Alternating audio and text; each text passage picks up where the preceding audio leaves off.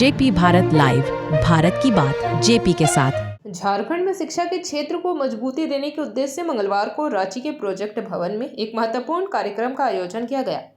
इस कार्यक्रम में मुख्यमंत्री हेमंत सोरेन ने नवनियुक्त स्नातकोत्तर प्रशिक्षित शिक्षकों, सहायक आचार्यों और प्रयोगशाला सहायकों को नियुक्ति पत्र प्रदान किए।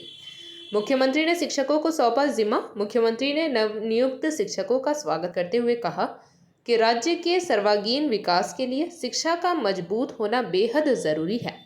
उन्होंने कहा कि सरकार का उद्देश्य राज्य को हर क्षेत्र में आगे बढ़ाना है। अगर हम सब मिलकर आगे बढ़े तो निश्चित रूप से राज्य का सर्वांगीण विकास संभव है। उन्होंने शिक्षकों से उम्मीद जताई कि वे सब मिलकर शिक्षा के क्षेत्र में राज्य को अंधेरे से रोशनी की ओर ले जाने में मदद करेंगे। इस कार्यक्रम में सिर्फ नियुक्ति पत्र का वितरण ही नहीं हुआ, बल्कि मेधावी छात्रों को सम्मानित भी किया गया। जैक, सीबीएसई, आईसीआईसी और सीएम स्कूल ऑफ एक्सीलेंस के 10वीं और 12वीं के टॉपर्स को मेडल और प्रमाण पत्र देकर सम्मानित किया। साथ ही राज्य सरकार द्वारा संचालित आकांक्षा कोचिंग के उन सफल विद्यार्थियों को भी सम्मानित किया गया जिन्होंने प्रतियोगी परीक्षाओं में उत्कृष्ट प्रदर्शन किया। आज देश में कंपटीशन का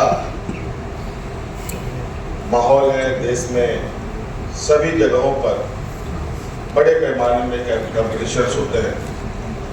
हमारे सरकारी स्कूल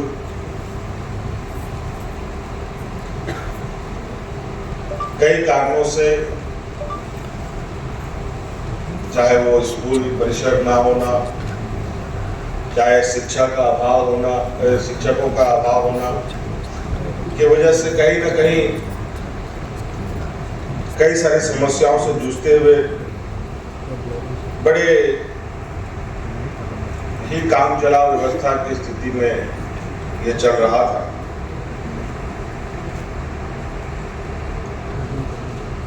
हमारे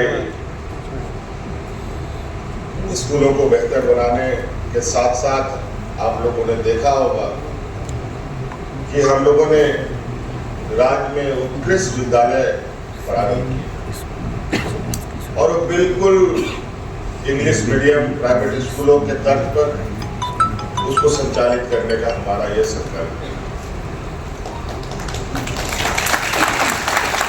और हमें कई बार विभिन्न माध्यमों से ये खबर भी आई कि बड़े पैमाने पर गरीब मध्यवर्गीय परिवार के लोग प्राइवेट स्कूलों से अपने बच्चों का नाम काट करके उत्कृष्ट विद्यालयों में बच्चों का नामांकन कर रहे हैं। ये कहीं ना कहीं एक ऐसा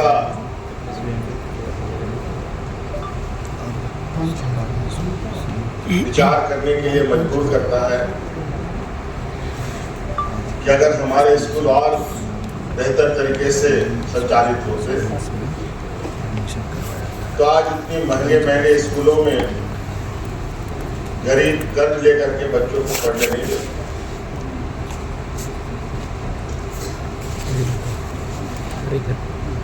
और आप देखेंगे कि आने वाला समय में हम लोग इस शिक्षा के क्षेत्र को अलग अलग तरीके से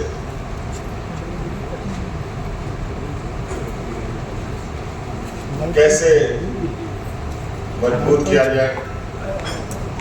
अभी आप सब लोगों को मालूम होगा, शिक्षा के क्षेत्र से जुड़े हुए लोग, अभी मैं घर से चला तो मैंने सोचा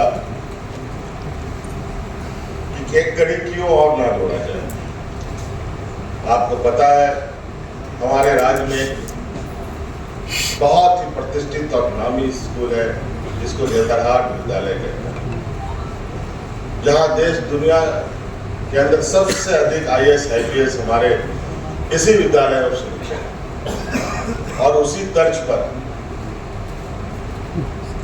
नेतरहाट का ही एक्सटेंशन इस राज्य में लगभग 4 या 5 खुले, 3 खुले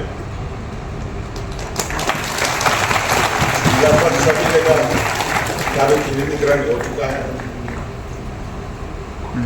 और मुझे याद है कि जब हम विपक्ष में थे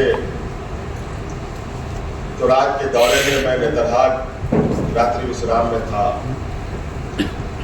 सुबह सुबह मैं नेतरहाट विद्यालय गया, वहाँ के प्रिंसिपल से मिला।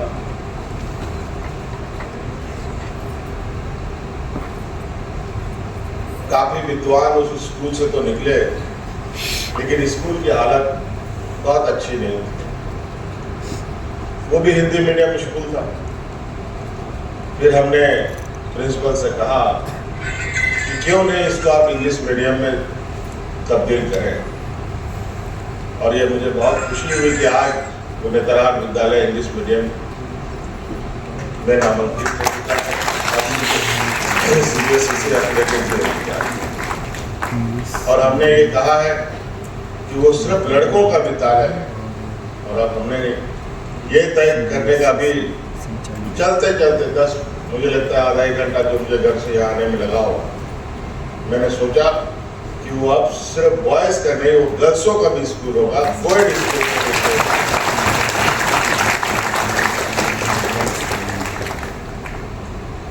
आज हमारे छात्र छात्राओं में कोई फर्क नहीं होना चाहिए, और आपको आगे बढ़ने के लिए अलग अलग तरीके से, आपको मालूम होगा देश का ये पहला राज्य है जहाँ हायर एजुकेशन के लिए हम लोग इस राज्य के गरीब गुरुआ, आदिवासी, दलित, पिछड़ा अल्पसंख्यक बच्चों को फॉरेन स्कॉलरशिप देते हैं, लगभग करोड़ों रुपए